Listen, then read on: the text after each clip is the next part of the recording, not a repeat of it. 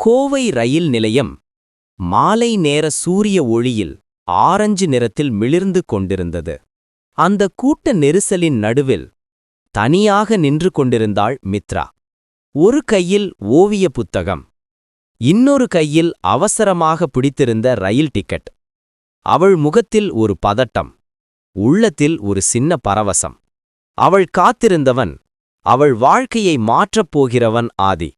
விடுமுறைக்கு வீட்டுக்கு வந்து மீண்டும் சென்னைக்கு போகும் ரயிலை பிடிக்க ரயில் நிலையத்திற்கு வந்திருந்தான் ஆதி. அவன் பார்வை கூட்டத்தைக் கடந்தது. தூரத்தில் நின்றிருந்த மித்ராவை பார்த்தவுடன் அவன் கால் மெல்ல நின்றுவிட்டது.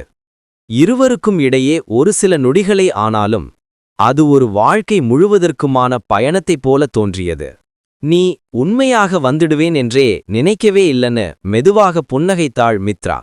நீ அழைத்ததுமே நான் வராம எப்படி என்று ஆதி சிரித்தான். ஆனாலும் அவன் கண்களில் ஏதோ சொல்லாத பயம் இருந்தது. ரயில் விசில் அடிக்க கூட்டம் அலைபாயத் தொடங்கியது. இருவரும் பக்கம் பக்கம் நின்று பேசாமல் நிற்கும் அந்த சில வினாடிகள் அவர்களின் இதயம் பேசிக் கொண்டிருந்தது. மித்ரா மெதுவாக ஓவிய புத்தகத்தை அவனிடம் கொடுத்தாள். நான் வரைந்த முக்கியமான ஓவியம் இதுல இருக்குது. நீ சென்னைக்கு போறதுக்கு முன்னாடி அதை உனக்கு காண்பிக்கணும்னு நினைச்சேன். ஆதி புத்தகத்தை திறந்ததும் அவன் கண்கள் நின்றுவிட்டது. நதிக்கரையில் 2 பேரும் கைப்பிடித்து நடந்து கொண்டிருக்கும் ஓவியம். ஒவ்வொரு கூட்டிலும் காதல், ஒவ்வொரு நிறத்திலும் நெருக்கம். இந்த ஓவியத்தில நான் மட்டும் இல்ல, உன்னையும் வரைஞ்சிருக்கேன் என அவன் ஆச்சரியப்பட்டான். ஆமாம், இது நம்ம ஃபியூச்சரா இருக்கும்னு நான் ஆசைப்படுறேன் ஆதி என்று அவள் சொன்னவுடன் ரயில் இன்னொரு முறை விசில் அடித்தது. அவனிடம் சொல்லியிருக்க வேண்டிய ஒரு கடினமான உண்மை இருந்தது. மித்ரா, நான் இன்று சென்னைக்கு போறதெல்லாம் வேலைக்காக மட்டுமில்ல, அம்மா எனக்கு ஒரு மாப்பிள்ளை பார்க்க வைத்திருக்காங்க. நான் மறுக்க முயற்சிச்சேன். ஆனா என்று சொல்லி நின்றான். அவன் குரல் உடைந்து போனது. அந்த ஒரு நொடியே மித்ராவின் உள்ளத்தை நெரித்தது. ஆனாலும் அவள் கண்களில் கண்ணீர் வரவில்லை, ஒரு அமைதியான புன்னகை மட்டும். ஆதி, காதல் என்பதெல்லாம் நம்ம இருவரும் முடிவு பண்ணினால் மட்டும் நடந்திடும் விஷயமில்ல. சில சமயம் வாழ்க்கை நம்மை வேற இடங்களுக்கு இழுத்து செஞ்சிடும். ஆனாலும் நீ என்னோட ஓவியத்தில இருக்கிற வரை என் மனசிலையும் நீ எப்பவும் இருப்பே என்று அவள் மெதுவாக அவன் கையை பிடித்தாள். ரயில் மெதுவாக நகர்ந்தது.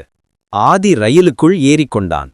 அந்த கதவின் வாயிலில் நின்று இறுதியாக அவளை பார்த்தான். கூட்டம், சத்தம், ரயில் ஓசை அனைத்தையும் கடந்து இருவரின் பார்வை மட்டும் பேசிக் கொண்டிருந்தது.